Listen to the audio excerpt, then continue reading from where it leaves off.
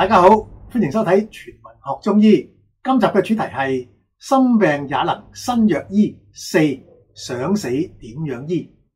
小曼係一名妙齡少女，亦都係一名思覺失調嘅患者。直到而家咧，已經食咗2年嘅精神科藥物啦。最近就成日有跳樓自殺同埋殺人嘅諗法。咁佢媽咪咧就帶佢嚟就診，問我哋有冇辦法。我就請小曼描述一下病情。佢話由於病情嘅關係咧，而家已經休咗學啦。而家每晚瞓覺都發噩夢，夢境咧多數同學校嘅嘢有關嘅。佢話從前咧曾經受到同學嘅排擠，又話偶然會出現幻覺。令佢最辛苦嘅就係當每日有自殺同埋殺人嘅諗法出現嘅時候咧，腦海都會同時出現制止嘅念頭，兩種矛盾嘅想法爭持之後咧，就會出現劇烈嘅頭痛。我幫小曼把下脈，發現佢嘅脈象咧又細又嚴，咁代表佢身體裏面嘅氣血咧好虛弱，同時又好鬱結。我就問下佢個月經嘅情況啦，佢話就冇統經嘅，但係經血嘅顏色咧就偏瘀暗，同埋有好多血塊。佢又話每日咧都有最少3次嘅大便，而且全部都係稀爛嘅。我又發現小曼嘅面部咧有好多暗瘡。我幫小曼做完望聞問切嘅檢查之後，我就同佢嘅媽咪講啦，我話小曼咧需要重點調節肝同埋脾，尤其是係肝。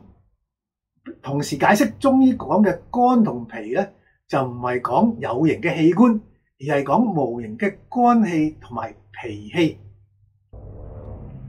中醫話肝喜調達，意思即係話咧，肝氣咧係中意運行流暢嘅，最忌運行嘅時候咧出現阻滯。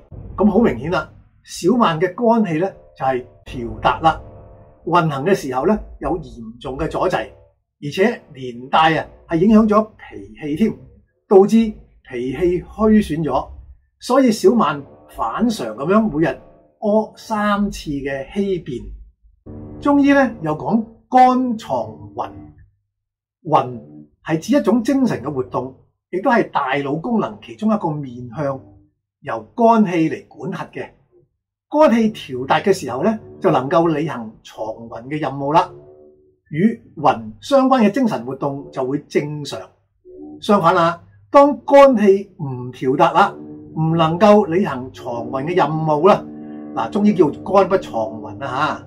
咁同魂相關嘅精神活動咧，就會反常出現咧，諸如好似失眠啦、多夢啦、夢遊抑鬱恐懼、幻視幻聽，甚至會出現自殺或者係殺人咁嘅妄念嘅。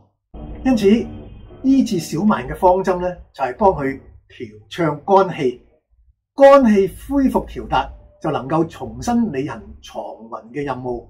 只要一旦恢復肝藏魂咧，反常嘅精神活動就會消失噶啦。小曼呢個醫案咧非常成功，佢食咗2個幾月嘅中藥，全部症狀咧就消失咗，唔單止睡眠好轉，自殺同埋殺人嘅念頭咧都冇出現過啦，而且大便就恢復翻每日1次，而且咧係香蕉型嘅。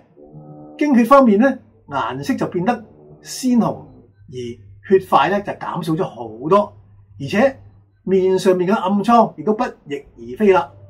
可以話小曼經過中藥治療之後咧，而家已經係判若兩人啦。